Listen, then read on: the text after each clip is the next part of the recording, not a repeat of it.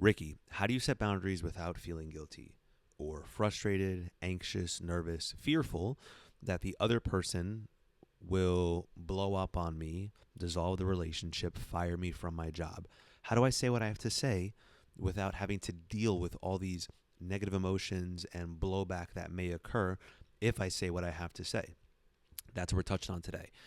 And first off, I just want to validate and empathize with you that it's very understandable to want to speak up about a relationship that maybe is unequal in some way. So either your employer isn't paying you what you deserve, you are not getting the schedule or time flexibility that you're entitled to, you feel like you are being given more work than you had signed up for, or even in your personal life, there's that family member who is constantly prodding about information that isn't really necessary for them, or they're overstepping time boundaries, financial boundaries, emotional boundaries, whatever it may be.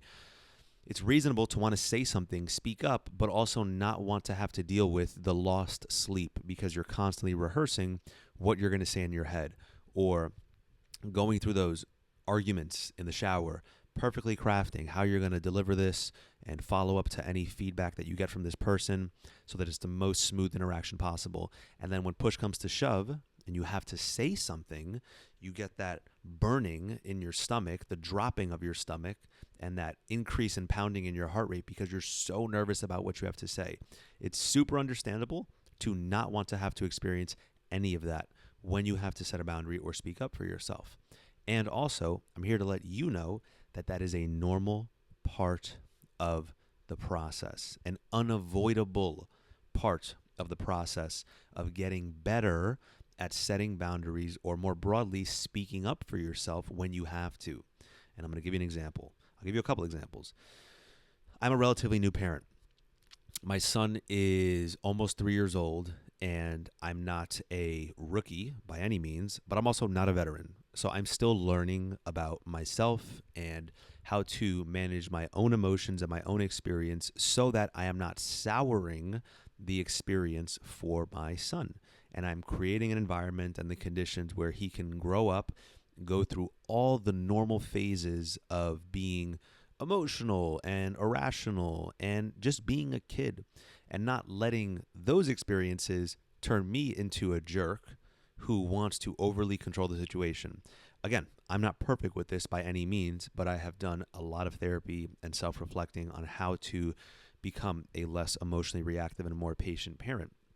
And what I've learned so far is there's parts of the process that need to be, you have to go through them in order to get to the other side and experience the patience and calmness that you might envy in other parents.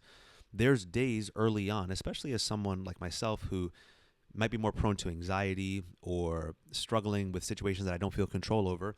There are situations where, as a parent, you can't just control all the time when a baby's crying. You cannot control if they decide to speak up or talk while you're trying to talk with someone else. You can't always control what they want to eat, them throwing food from the table. There is just instance after instance where your own patience is tested because this child is going through a normal developmental process on their own, as well as testing the boundaries of their environment to see what is and isn't okay. In a worst case scenario, you remain emotionally reactive and struggle to cope with the lack of control that you have as a parent in different areas. I didn't want to be that person.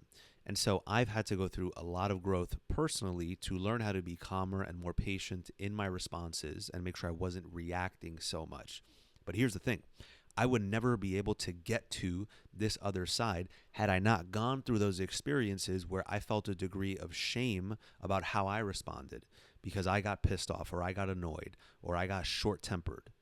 I had to go through those experiences where it was uncomfortable for me to see how I showed up, because without those experiences, I would not have been able to build my frustration tolerance, my tolerance for uncertainty, my tolerance for lacking control.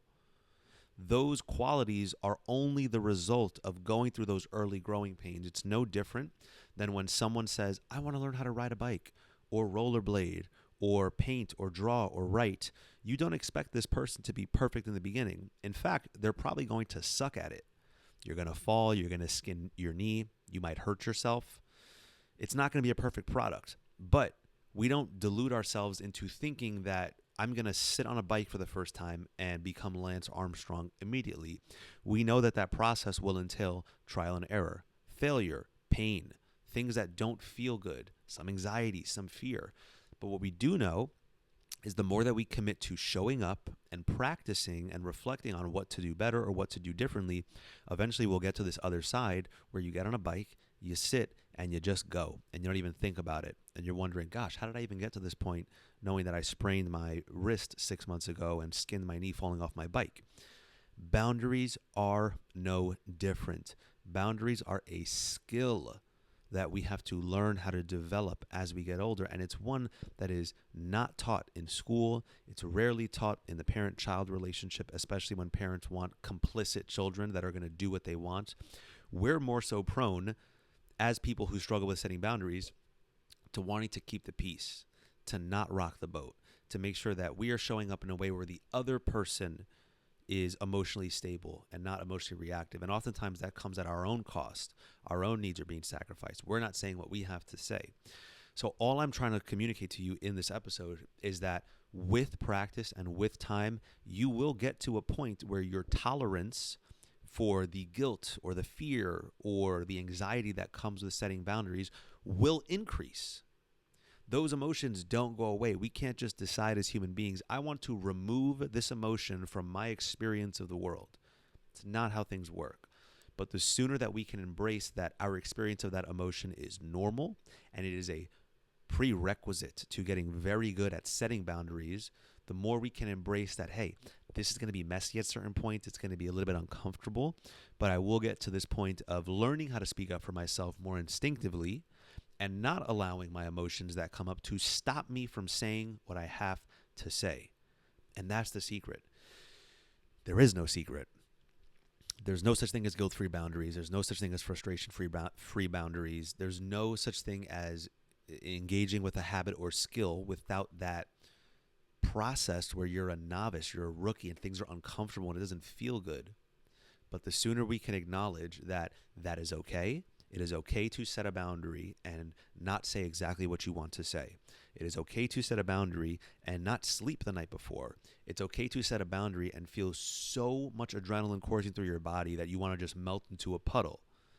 All those are normal parts of the process that people who you admire and who you look up to, who you perceive as being really good at setting boundaries and speaking up for themselves, I promise you, they went through a similar process. We just don't talk about it.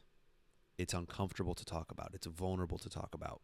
So if you're at this stage where you're learning how to advocate for yourself in the workplace, or you're learning how to advocate for yourself in your own personal relationships to get more time and energy to do the things you want to do, just understand that if it doesn't feel good and it's uncomfortable, you are doing the right things. You're actually on the right track. And it is always better to put yourself in positions of discomfort in service of your growth instead of avoiding that discomfort and staying exactly the same. Not having things change in your environment or yourself that would benefit you. We don't want that. We're going to choose discomfort in service of our own growth because we know one day we'll get to a point where that boundary flows off your tongue effortlessly and you don't have to lose sleep over having to confront someone about something that has to be said. For you, what aspect of setting boundaries do you struggle with? Where do you have your hiccups? Where do you find yourself falling flat?